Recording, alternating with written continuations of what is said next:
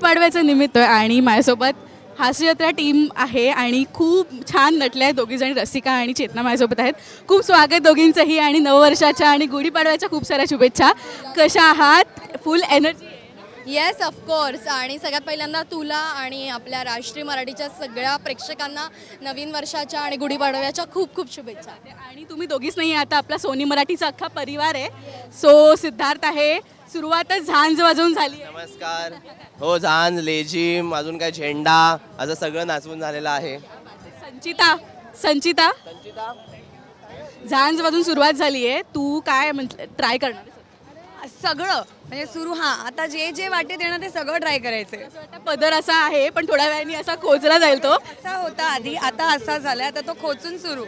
लेझिम झालं, आता हे, आता अजून पुढे बघूया. पण काय आठवणी आहे तुझ्या शोभायात्रेच्या? कारण का गिरगाव आणि डोंबिवली खूप फेमस आहे परंपरा जपण्यासाठी.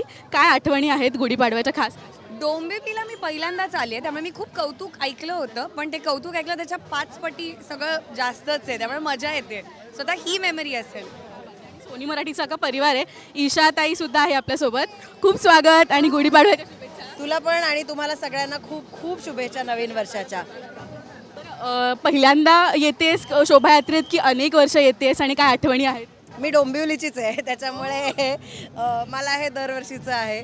पण पहिल्यांदा मी सोनी मराठी आणि हास्य जत्रेकडून येते, त्यामुळे ते स्पेशल आहे खूप. मयुरी सुद्धा आहे आपल्यासोबत. मयुरी, खूप स्वागत राष्ट्रीय मराठीमध्ये आणि गुढीपाडव्याच्या खूप शुभेच्छा. तुला सुद्धा गुढीपाडव्याच्या खूप शुभेच्छा. काय एक्सपिरियन्स आहे? म्हणजे आतापर्यंत कितवी शोभायात्रा की पहिलीच आहे? माझी पहिली शोभायात्रा आहे गुढीपाडव्याची आणि तीही मुंबईमध्ये. आतापर्यंत मी माझे सगळे गुढीपाडवाचे आहेत ते घरी सेलिब्रेट केलेत, म्हणजे कोकणात. आणि मुंबईमध्ये तेही पहिली शोभायात्रा, तेही अगदी सोनी मराठीसोबत. आणि तेही असं छान सगळ्यांसोबत मजा करायला मिळते. मला मज्जा येते, मी खूप एन्जॉय करते. म्हणजे मी खूप कमी नाचते किंवा असं, मी सगळं बघण्यातच खूप जास्त अशी भारावून गेले की किती छान आहे हे सगळं, किती सुंदर सेलिब्रेट करतायत सगळ्या पद्धतीने. खूप छान स्वागत करतात, अगदी पुष्पवृष्टी करून. सो छान वाटतं. सण म्हटल्यावर सगळं कुटुंब जमतं आणि आता आपण प्रेक्षकांमध्ये उतरतोय. ह्यापेक्षा जास्त छान सोहळा काय असू शकतोय ना? एक्झॅक्टली.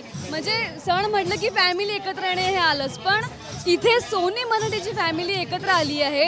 डोंबिवलीकरांसोबत एकत्र आलो आहोत. सो सगळी मुंबई मला तर माझी फॅमिलीसारखी वाटायला लागली आहे, लिटरली.